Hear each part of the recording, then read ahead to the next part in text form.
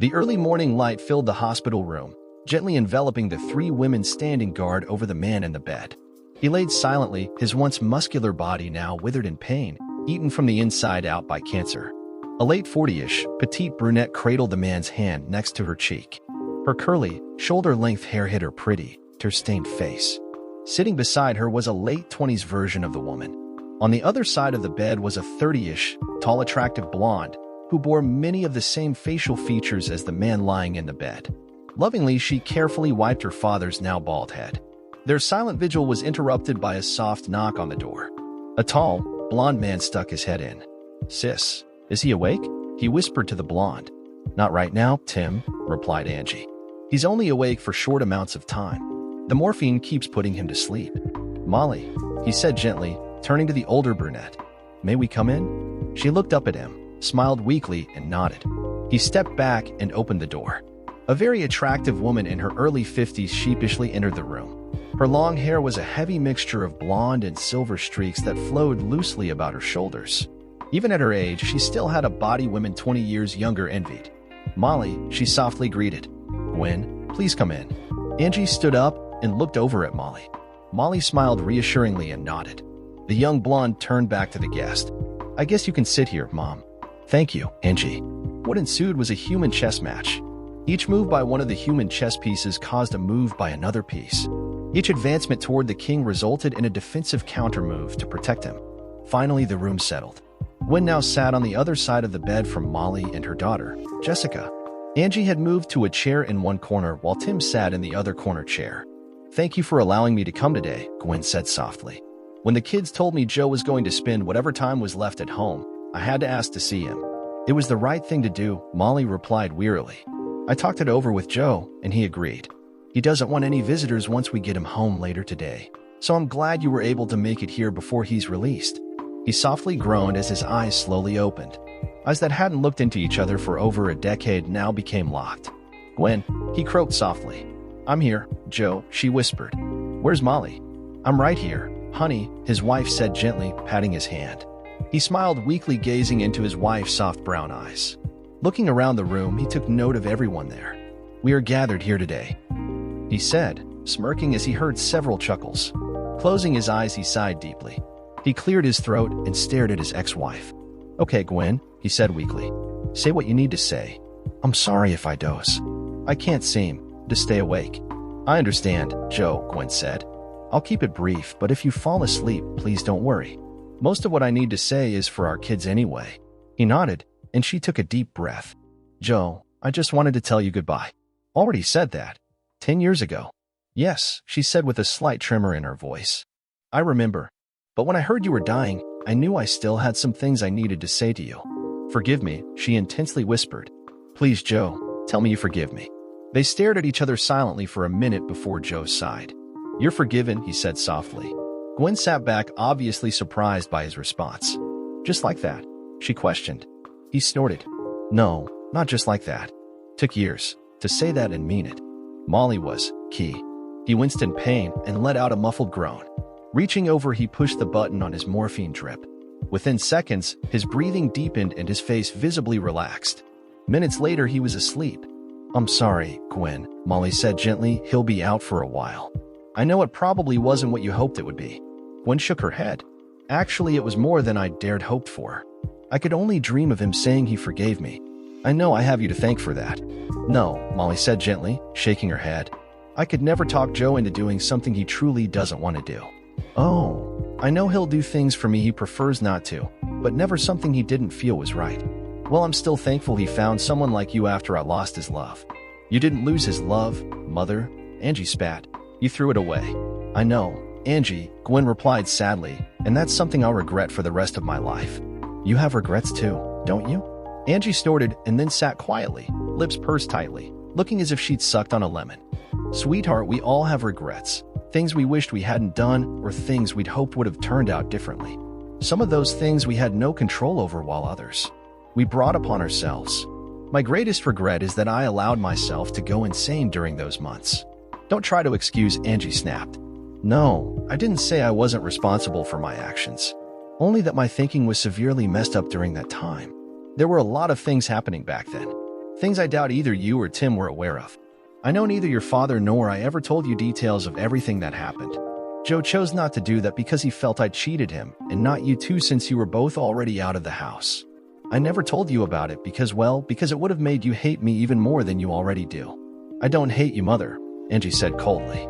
I hate what you did, not you. However, I'll never sit quietly and listen to anyone downplay the magnitude of destruction and pain your cheating caused. Angie, Tim, please believe me when I say I never considered the amount of pain my actions would cause. How could you not, Mom? Tim said calmly from his chair. You had to know that cheating on Dad would hurt him. You and our family were the world to him. Gwen nodded. You're right, I didn't know what I was doing was wrong, but I ignored the possible consequences. When I did let myself think, I immediately knew the danger I'd put my marriage in.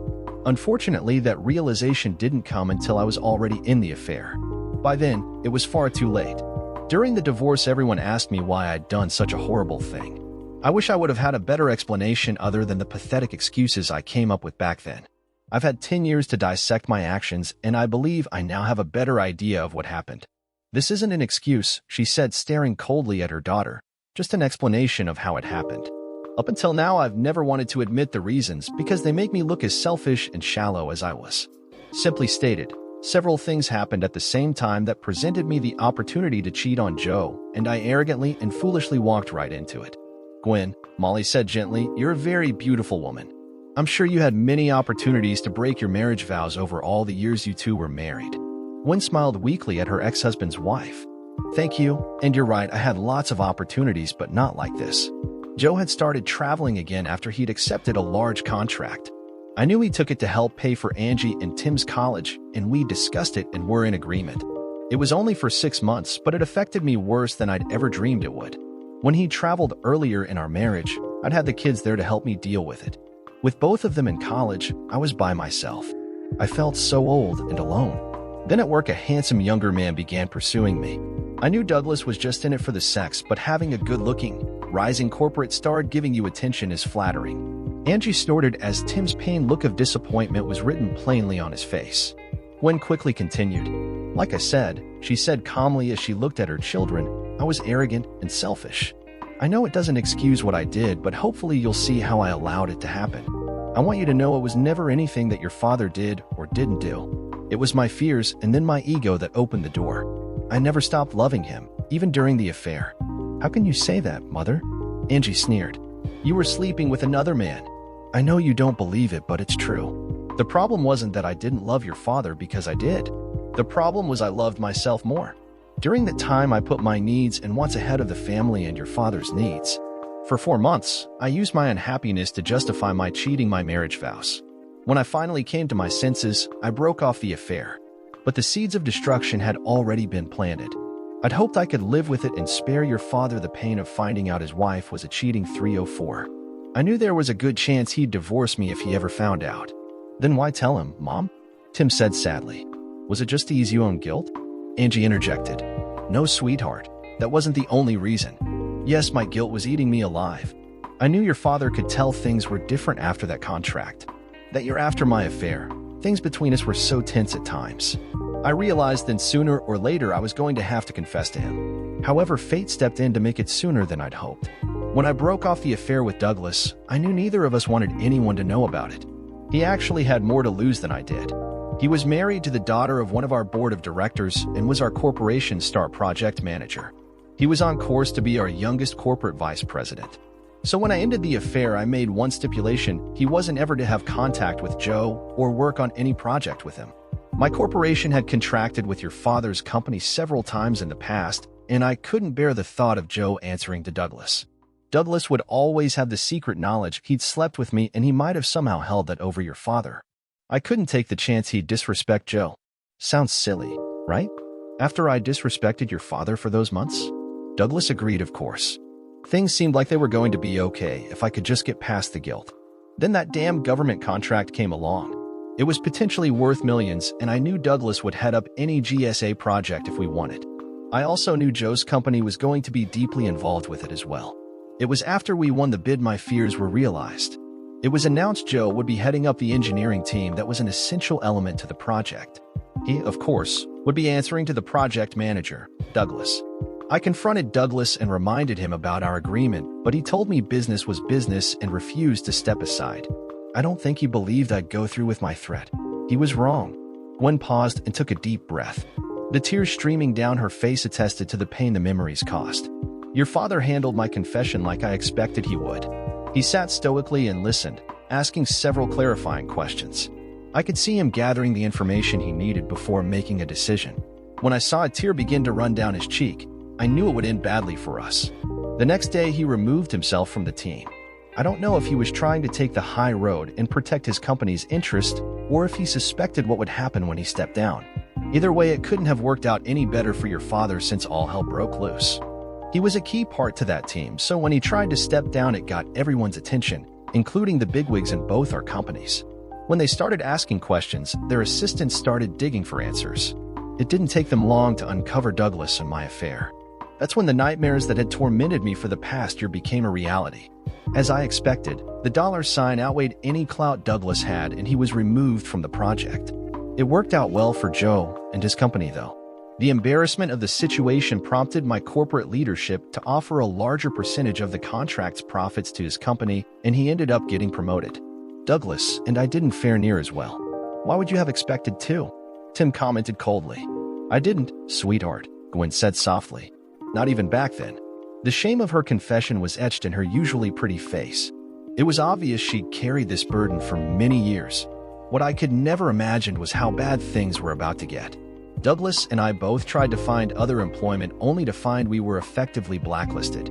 Apparently, Douglas' father-in-law took his family and daughter's embarrassment very personal. Douglas ended up getting assigned to every nasty project in some of the worst third-world countries.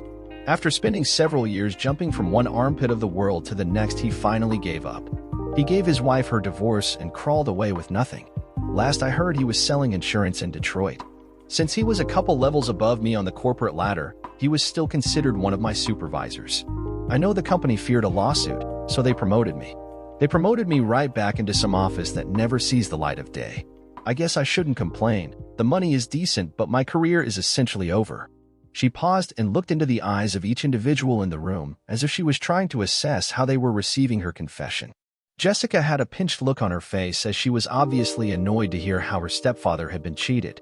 Molly looked concerned and guarded. It was easy to tell she already knew most of this. It was Tim and Angie's looks that caused her to falter. The hurt and disappointment in their eyes seemed like it was more than she could bear. Slowly, she gathered herself and continued. If I'd thought things were bad at work, then what was happening at home was a living hell. My marriage was collapsing, and there wasn't anything I could do to stop it.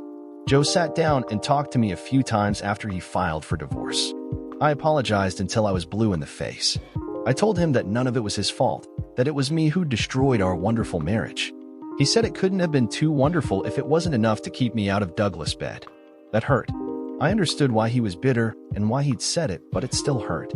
Joe then asked me why I'd cheated. My answer was just a string of excuses. After that, he broke off all communication with me. At first, I was angry and frustrated. I was mad at myself for bringing all this down on us, and I was frustrated at Joe for not trying to help save the marriage. Oh, please, Mother, Angie scolded. If Daddy would have cheated on you, would you have forgiven him and fought for the marriage? Gwen slowly shook her head and smiled sadly. We both know the answer to that, sweetheart. I would have been much more vindictive and would have tried to inflict much more pain than your father did. Angie, I said I was disappointed, not that I didn't understand why he was reacting that way. I didn't really blame him. I was angry because I saw our 20-year marriage circling the drain. I knew I'd pulled the plug, but I was infuriated that I couldn't stop it. Only Joe had the ability to save it, and he chose not to. You know, if he'd really wanted to make my life a living hell, he would have taken me back. There were several small gasps. You've always had a way with words, haven't you, Mother? Angie sneered. That's not what I meant, and you know it. Angie, she said with tears beginning to fill her eyes. What did you mean, Mom? Tim asked gently from behind her. I would have done anything to show your father how sorry I was for destroying us. I would have degraded myself in ways that would have shamed an old Tijuana 304 if he could have somehow found a way to love me again. But I knew the night I told him about my affair that it would never happen. Even through my tears, I could see how deeply I'd wounded the man I claimed to love.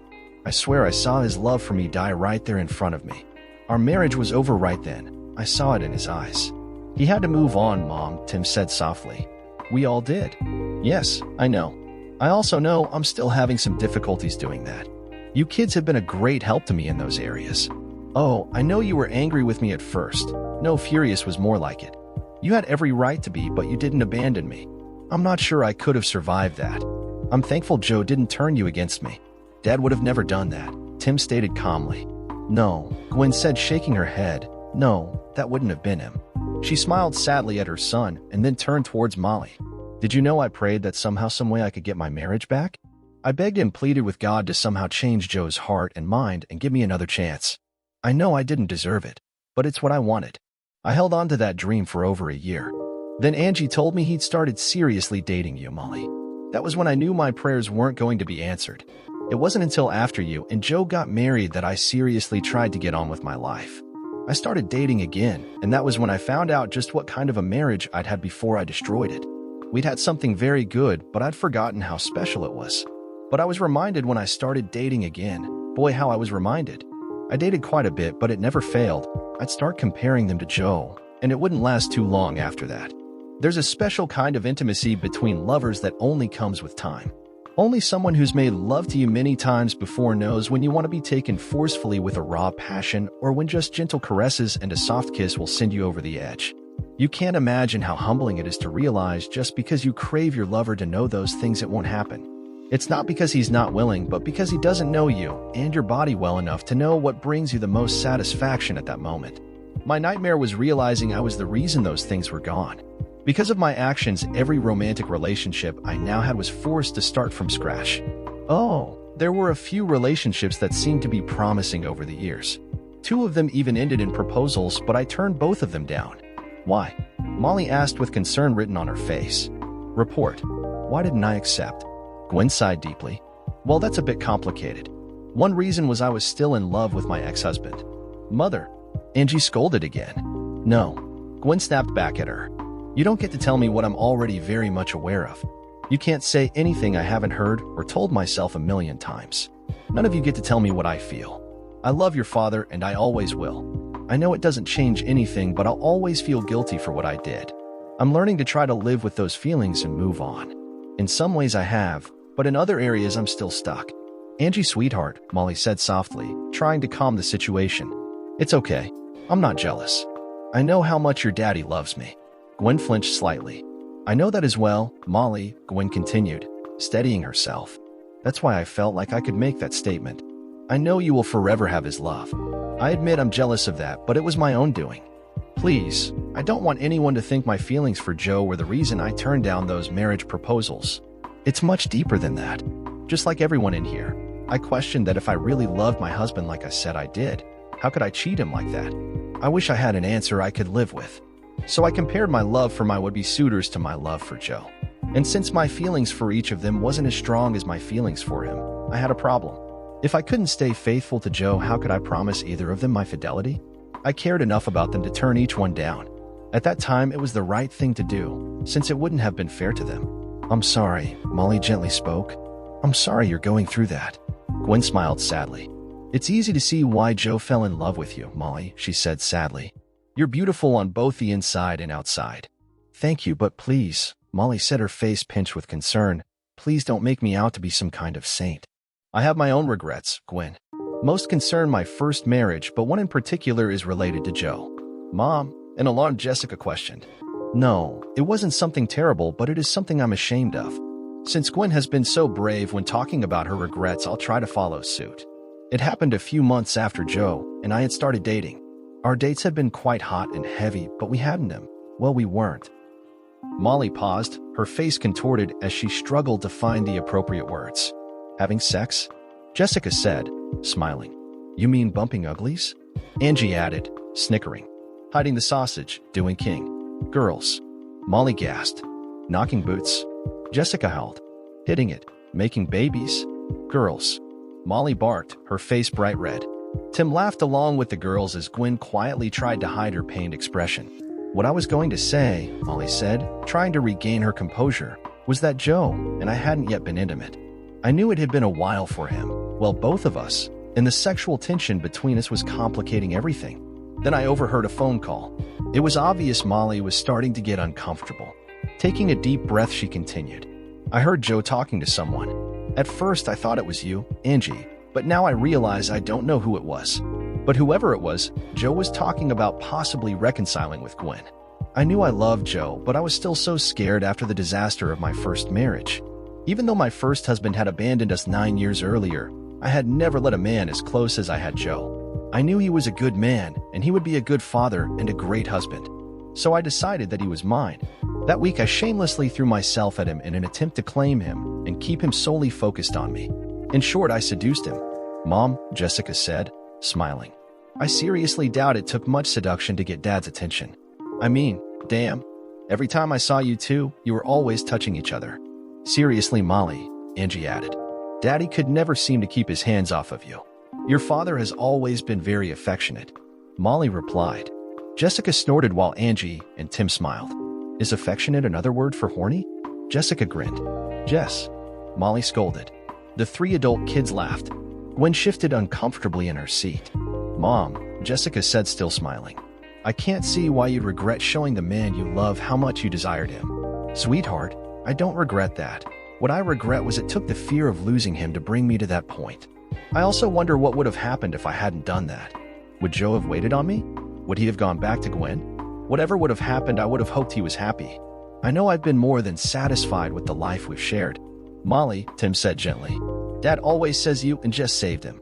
Molly nodded and softly laughed. "I know he does," she said warmly, "but the truth is he saved us as well. After my ex took off, I had some real trust issues. I dated off and on again for almost 10 years, but those issues were always in the way. I had trouble believing any man would want me for something other than just sex. Then Joe shattered those misconceptions." "Well," Jess chuckled as she looked at her grinning stepsister. "What?" Molly asked, her confusion clearly written on her face. "Sure, Dad wanted you for more than just sex." "Of course he did, honey. Oh my." Tim, Angie, and Jess laughed as they watched Molly's face turn bright red again. "Jessica Patterson, you behave," she replied, fighting back a shy smile. "Your father's love has been so much more than just that. He's a good man and a great father. Even when he first got sick, he was still looking out for us. I couldn't have prayed for a better, more loving husband. He's made these last 8 years happier than I'd ever thought possible. I never realized Joe ever seriously considered reconciling with me," Gwen stated softly. "I wonder who he would have been talking to about something so personal." "Well, since this is apparently Jerry Springer Family Confession Day," Angie stated sarcastically, "that was probably me. Daddy and I had several conversations concerning that. I didn't realize you were so involved with his decisions back then," Molly said gently. Angie sighed, looked over at Jess, then back to Molly. "More than you can probably guess as well," Angie said calmly. "I knew Daddy was at a crossroads back then, whether to live in the past or to move forward. He told he was falling in love with you, Molly, and if he didn't break it off, then he'd probably ask you to marry him. He said he still had feelings for Mom, though. He told me you can't be married to someone for that long and not still have some feelings for them. I asked him about those feelings. He told me where once they had been almost purely love, now they were a mixture of love and hate, anger and bitterness, weariness and despair. He was struggling on whether to go back and try to work out those feelings or to start fresh. Naturally, since I'd been trying to set him up with Molly, I pushed him that way." "You tried to set him up with other women?" Gwen said sadly.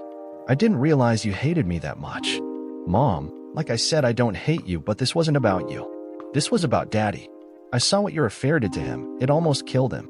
On the outside, he might have appeared strong and calm, but on the inside, he was bleeding to death. I stayed with him that summer after you told him about your affair.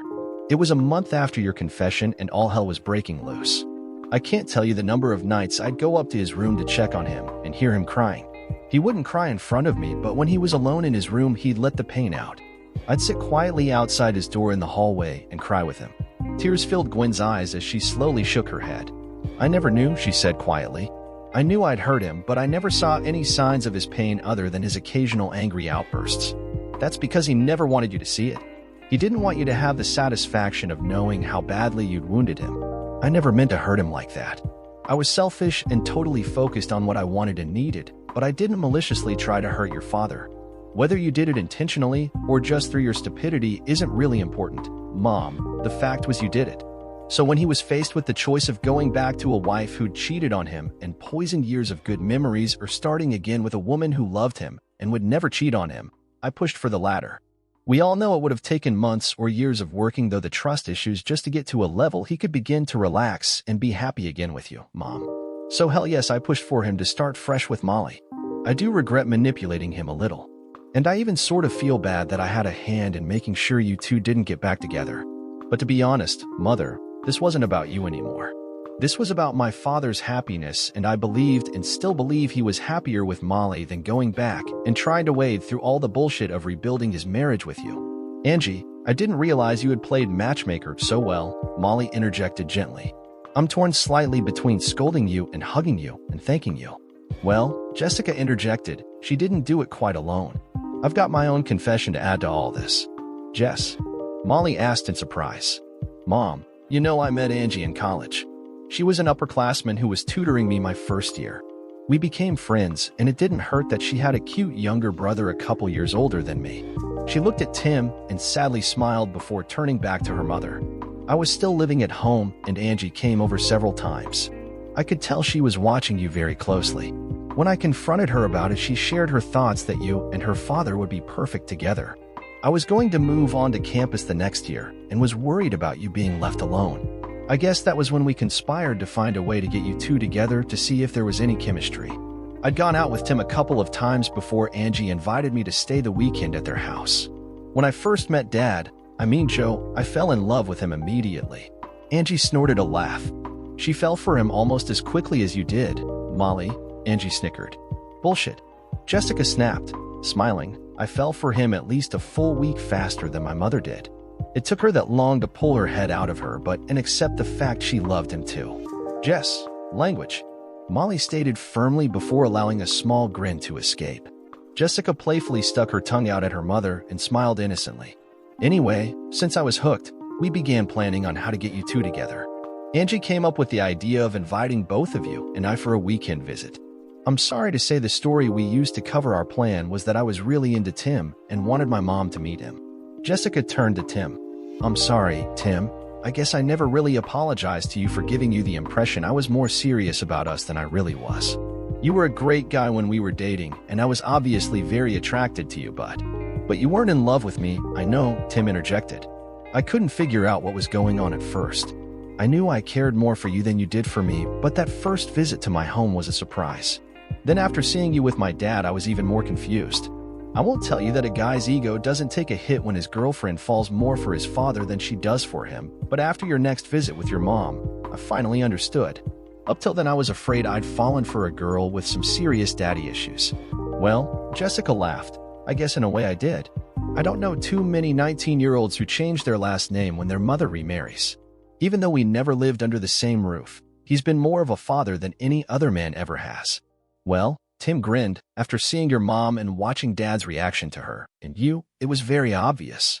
I'd forgotten how long it had been since I'd seen him smile and laugh like that. The silent room was filled with both reminiscent smiles and troublesome regrets. Well, Tim said quietly, since everyone else has confessed to some deep dark secret, I guess it's my turn. With all eyes turned to him, Tim cleared his throat. I just wanted to let you all know that you'll probably read something in the papers next week that might upset you. And yes, it's true. I'm a lost Kardashian sister, and I've recently become engaged to Caitlyn Marie Jenner. A-hole. Angie snorted. The room filled with sporadic laughter, a stark contrast to the earlier mood. Just like his father, both Gwen and Molly said simultaneously. The two women stared at each other in surprise before Tim interjected again. Thank you, he said, smiling warmly. I can't think of a better compliment. The room slowly drained of the small chuckles and settled into an uneasy quietness before Gwen gracefully stood up. Molly, she said with a small sad smile, thank you again for allowing me to come here today. I'm still trying to move on. This meeting was a big step for me. Thank you for letting it happen. You're very welcome, Gwen, and I hope you are able to go on and have a wonderful life. This was mainly Joe's decision, even though we both felt some good could come from this. If he hadn't, I wouldn't have agreed to it. I won't let anyone hurt my husband. I wish. Gwen whispered, I wish I'd been that passionately loyal. She looked over at her son. Tim, would you drive me to my hotel? He nodded and gathered his things. Gwen looked back at the fragile man sleeping in the bed. Molly, please tell Joe he's in my prayers. So are you, and Jessica. I will, and thank you. Gwen turned and slowly walked out of the room. Once safely on the other side of the door, the tears began to stream down her face, and she quietly sobbed. She realized that was the last time she'd see the love of her life alive. 2.5 weeks later, Joseph Randall Patterson, age 53, passed away. He died in his sleep while he was at home, surrounded by his loving family. The graveside service had been bittersweet. Molly had sat between Jessica and Angie in the front row. Much to the surprise of some in attendance, Gwen also sat in the front row between Angie and Tim. After the service, friends and family had given their condolences and then left, heading for the family reception. Now all 3 adult children surrounded Molly as they stood by the limos. "Molly," Angie said in a gentle voice, "I want to thank you again. I never thought I'd see Daddy smile again after the divorce, but you and Jess brought that back into his life. You reminded him he could love again, and there was no doubt he loved you both." Molly reached over and gently took her hand. "Never forget how much he loved you and Tim. He was always so proud of you too." "We know," Tim said, smiling sadly, "but divorces make it hard on everyone. Even though Angie and I had already left home, their divorce was hard on us. We wanted to be there for Dad because he was so hurt and angry, but we weren't able to be there every day. We're so grateful he found you. Angie and I also want to thank you for how you treated Mom these last few weeks. You've allowed her to say goodbye to Dad and be a part of celebrating his life today. Not a lot of people would have allowed an ex-spouse to do that. Oh honey, your dad and I knew it was important to Angie and you, as well as your mother. It means more than you know," Angie added softly. "When Daddy fell in love with you, he was able to move on with his life, but Mom never really has. Hopefully you and Daddy allowing her to say goodbye will help. Molly, not only did you give my daddy a new life, you might have allowed my mom to do the same. Your father and I love you both so." Molly started to say before her voice cracked, "I love you both." Molly tried to stifle a sob as she reached out to lean against the limo. The tears began to stream down her face. "I'm going to miss him so much," she sobbed. Tim stepped forward and wrapped his arms around her as she buried her face into his chest and wept. The 2 younger women held each other as they watched her grieve the loss of her love. Slowly she regained her composure, and the group solemnly turned their attention to a solitary woman who was kneeling beside the gravesite. Oblivious to her audience, the woman there quietly sobbed. She gently stroked the cold marble headstone as she whispered the things of her heart to the man she once called husband. Angie and Tim silently walked over and stood on either side of their mother. "Mama," Angie whispered gently, "it's time to go." Dear listeners, please share your thoughts in the comment section below and don't forget to like, share, and subscribe.